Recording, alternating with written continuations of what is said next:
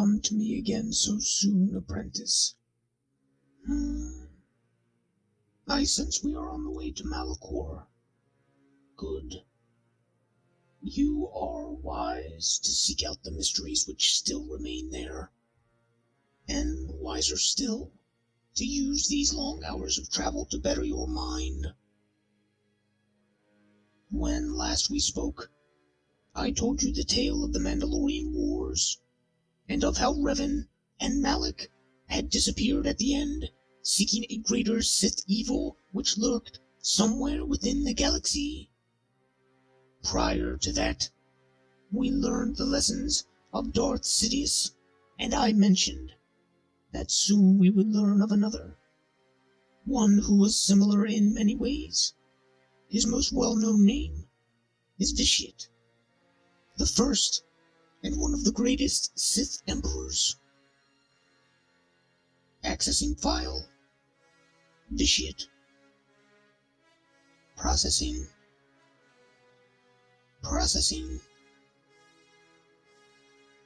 The being that would come to be known as Vitiate would be born 5113 BBY under the name of Tenebrae.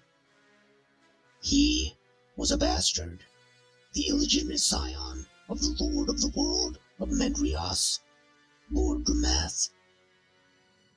The boy would be unusually strong in the Force, and he would be touched by the dark side almost immediately, just as Lord Sidious would be thousands of years later. Tenebrae would carve a path of destruction and misery across Medrias, killing thousands and even confronting his father. He would defeat Lord Gramath and imprison his spirit, all by the age of 10. The boy was so powerful that the great Lord Marka Ragnos would notice him and christen him Lord Vitiate, the new Lord of Medrias. He would rename the world, calling it Anathema, and then Vitiate would distance himself from the politics of the old Sith Empire, instead preferring to build his power and learn all he could of the Force. He would allow his enemies to become weak through infighting, and began to garner a reputation as a scholar. He would extend his life with Sith magic and rule for a century, through the Great Hyperspace War and the reign of Naga Sadow.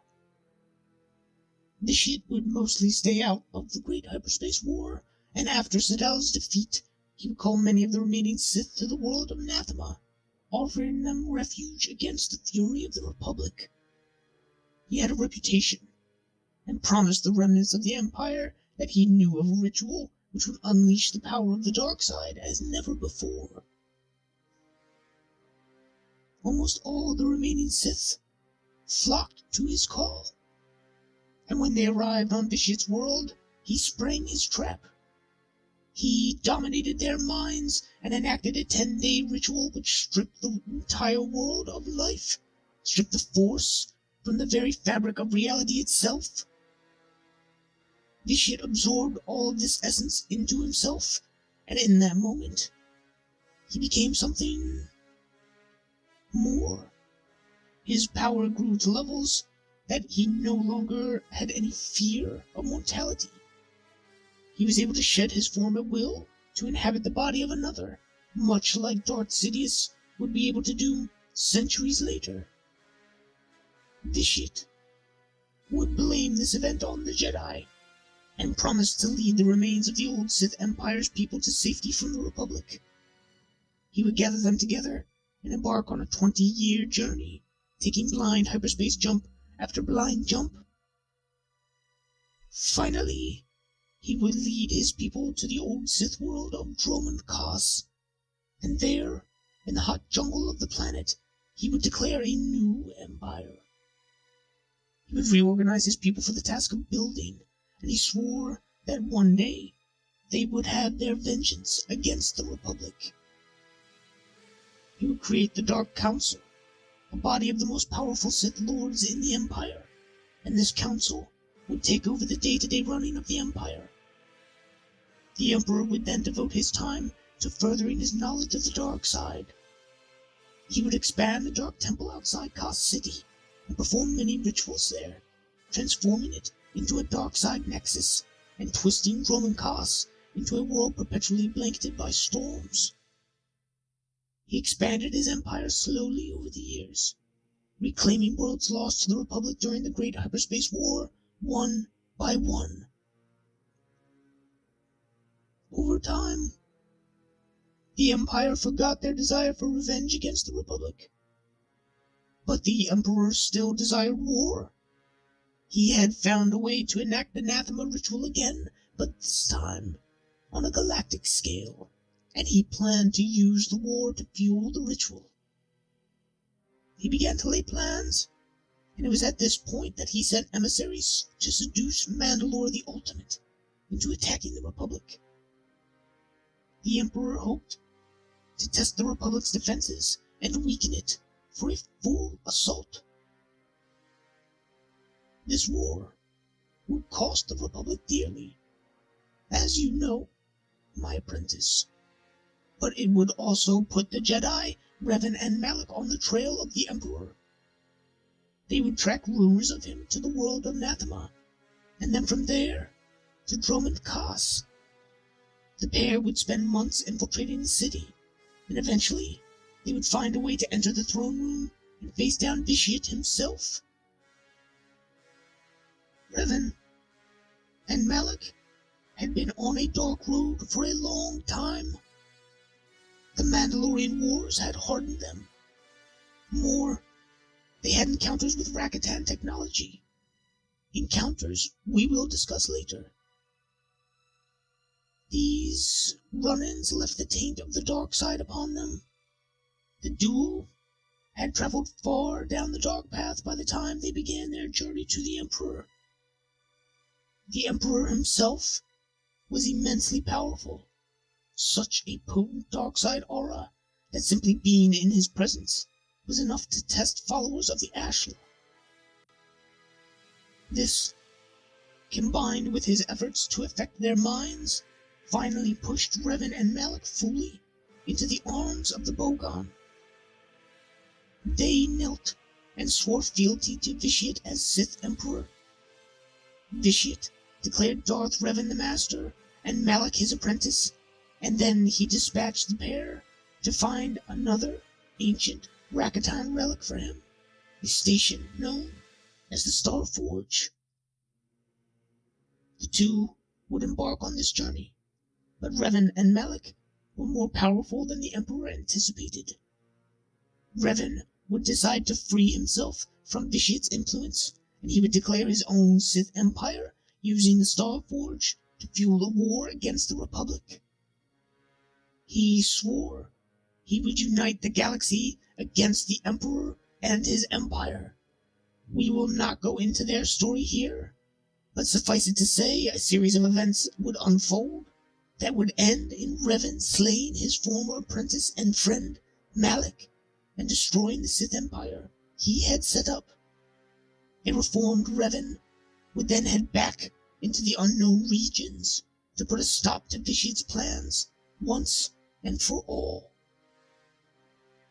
And he was not alone in his bid to stop the Emperor. Several Dark Council members, including Darth Nerys and a Sith Lord named Scourge, had discovered Vitiate's true intentions to drain the galaxy of life, and they had formed a conspiracy to stop him. Revan, and eventually his old friend Mitris Surik, would fall in with this conspiracy, and together they would strike against Vitiate. This attack would fail. Scourge would be gifted with a vision from the Force, telling him that it was not their fate to defeat Vitiate that day, and he would turn on the route, slaying Mitris Surik. Vitiate would then overcome Revan, imprisoning him. The Emperor would extend Revan's life, feeding off his power and knowledge. But this arrangement allowed for Revan to influence Vitiate in turn, and the trapped Jedi would temper Vitiate's desire to attack the Republic, delaying his invasion for more than 3 centuries. The Emperor would not spend this time idle, however. We spoke before of the test of strength, of how every victory will be tested to ensure it is truly earned. We spoke of how Darth Sidious failed to address this fact. Vitiate knew no such failure. He would spend the 300 years after Revan's attack furthering his knowledge of the dark side and growing in power even more. He would grow to such an extent that he would even begin to surpass Sith teachings. He would grow weary of the code and of the constraints it placed upon his empire. Under the way of Sith, Vitiate had to constantly guard against treason and ambition. It is the way of the Sith for the strong to rule, and so those who rule will constantly have their strength tested. As I said, Vitiate had become very aware of this fact, and he sought a way to get around it, to subvert the test of strength.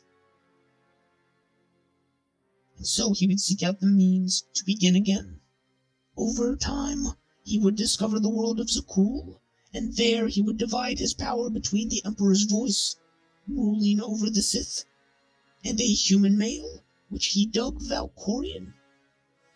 As Valkorion, he would unite the tribes of Zakul and begin to build what he saw as a truly eternal empire. While he was busy building his new empire, Vitiate, despite Revan's interference, continued with his plans to engage in war with the Republic. He still desired to reenact the Nathema ritual on a galaxy-wide scale, and so, while the Eternal Empire built and bided its strength, he used his now expendable Sith Empire to move against the Galactic Republic. He would launch his war at long last, and over the next 3 years, he would drive the Republic back, taking huge sections of the galaxy for his own and massacring millions.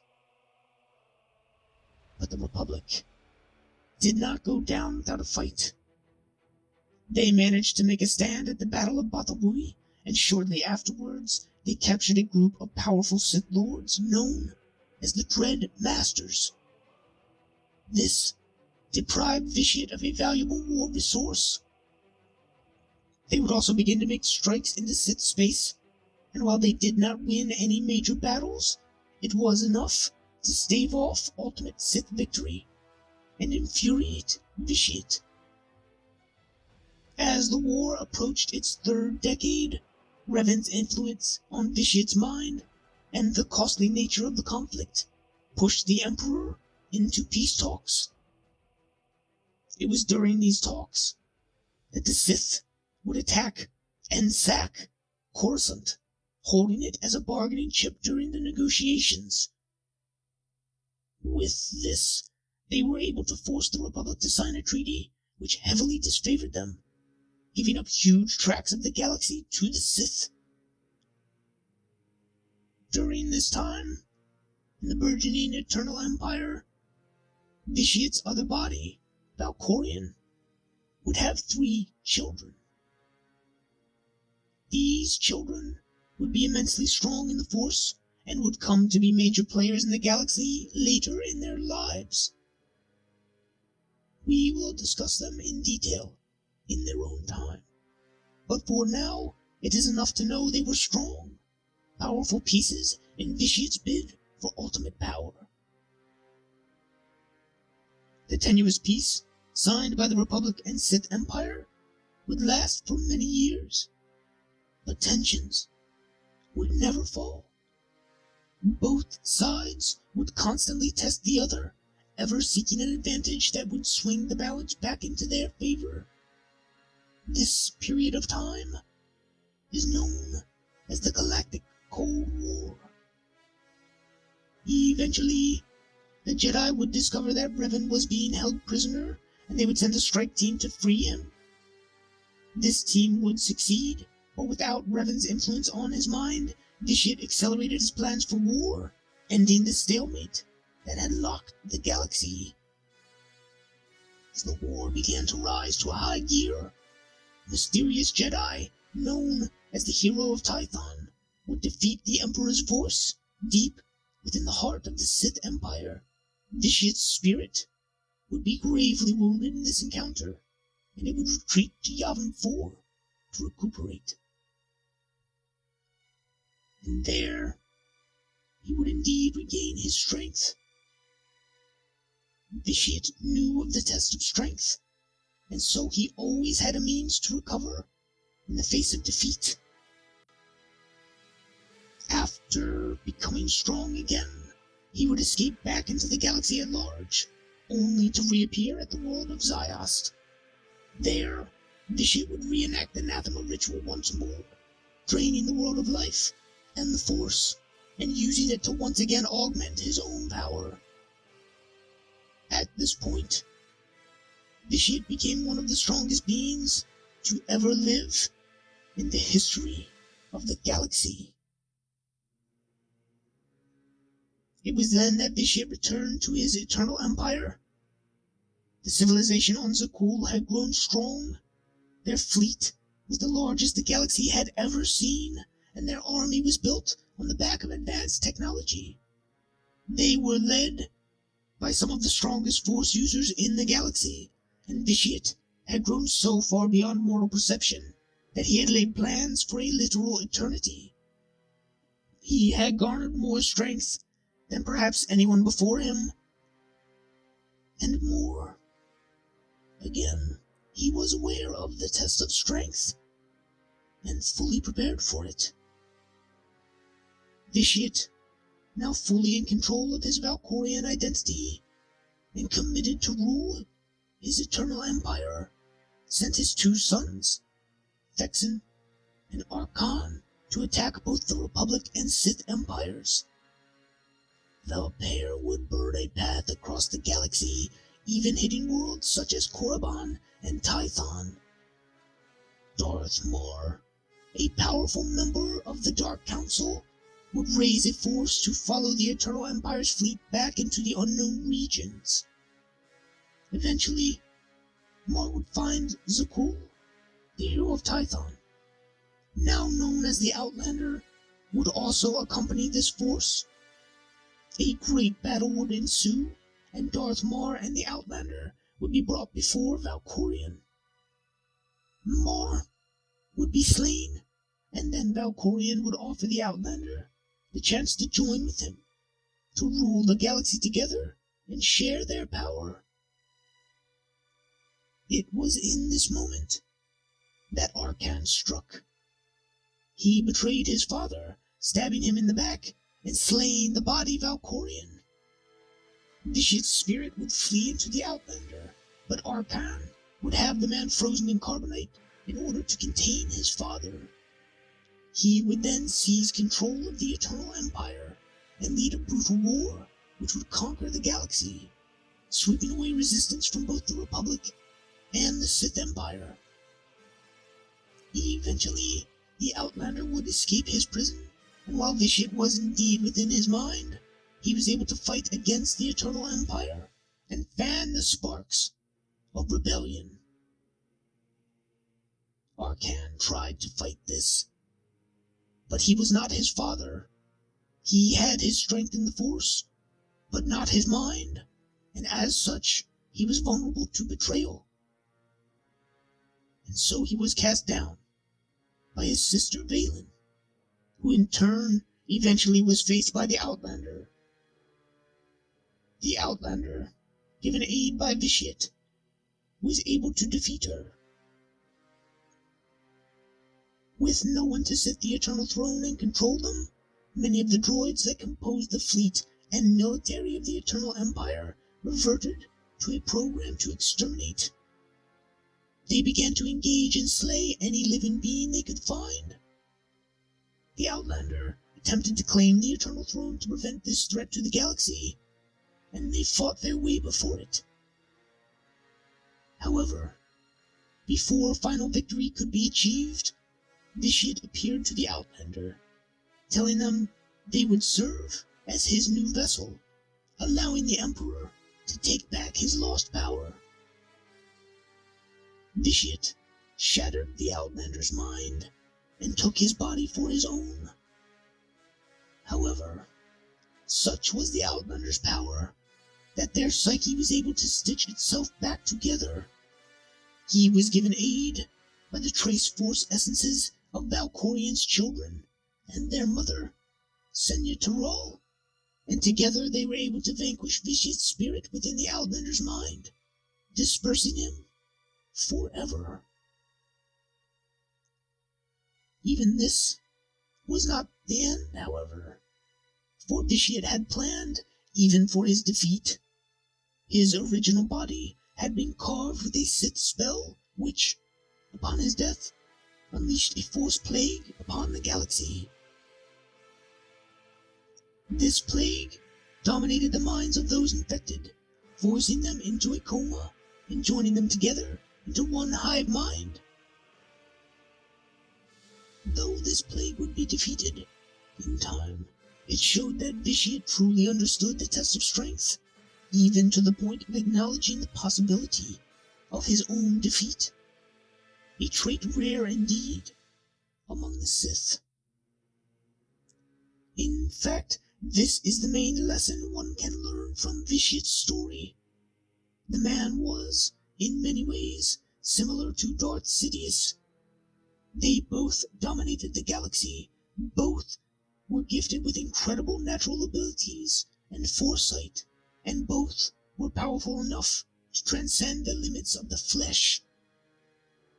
Both sought to rule the galaxy, but both also sought more, to advance to a new level of being that would make ruling the galaxy seem small. Sidious himself was perhaps the more powerful of the two, the beneficiary of learning from Vitiate's teachings. But Vitiate met with success in ways Sidious could only dream of, while both had similar end goals, to become gods who could rule the universe. Vitiate nearly accomplished this, while Palpatine failed almost before he had begun. Why? What difference is there between the two? Their plans even revolve around the same use of essence transfer. The difference, my apprentice, is in knowledge of the test of strength. Darth Sidious, while able to plan for almost any eventuality, did not truly believe he was capable of being defeated. His Dark Empire was his plan. It was not a contingency. To him, achieving his goals of galactic domination should have been enough in and of itself to ensure his ascendance to the next level. And because he thought himself beyond the test of strength, when it came, he failed. Vitiate, however, knew of this test, and he prepared for it. He was very aware of the potential of failure, and in fact was driven in large part by his fear of being defeated. Almost everything he did was centered on avoiding this fact, while treating it as something which was constantly on the verge of happening. He reigned supreme, especially after he revealed himself to the Republic, and yet he was also prepared for the inevitable challenges to that supremacy. Where Sidious's Dark Empire was always his end goal, Vitiate's Eternal Empire was an evolution, a plan laid to supersede his earlier ones when Vitiate realized that there would always be challenges to his rule. So prepared was he for the possibility of his defeat that he even laid a plan for his death in the form of the Force Plague. Sidious had no such plans. To him, death was impossible. Do you see the difference, apprentice? It is a subtle one, but one that is important. If you can find a means to learn the lessons of both Sidious and Vitiate, you will become unstoppable. Learn how to see the future, to plan for any eventuality. Learn how to manipulate not just the people around you, but the context. And never forget, you are never beyond defeat. You must constantly be vigilant, constantly adapting and evolving. The test of strength can never be avoided. You must understand this, and always have a plan, should you fail to pass it. Otherwise, you will fail before you begin. The only reason Vitiate lost is because the Outlander was simply too strong for him. This is not something that can be planned or prepared for, beyond trying to gather as much power to yourself as possible.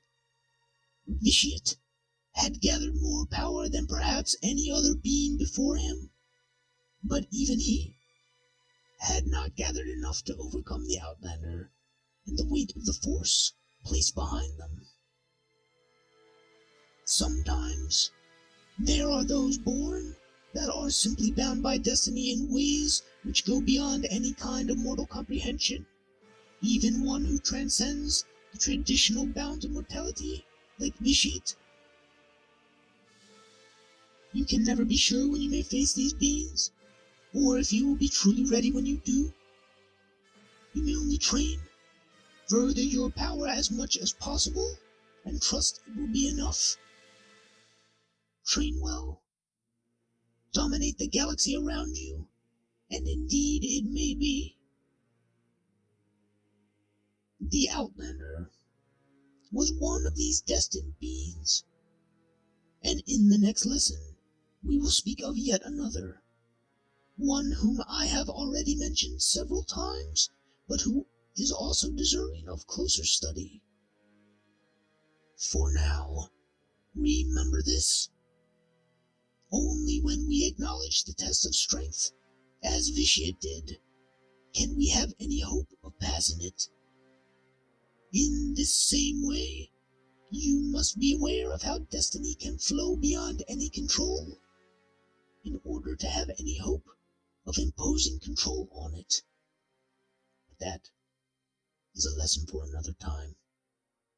Prepare yourself for your arrival at Malachor, and meditate on the lessons of Lord Vitiate.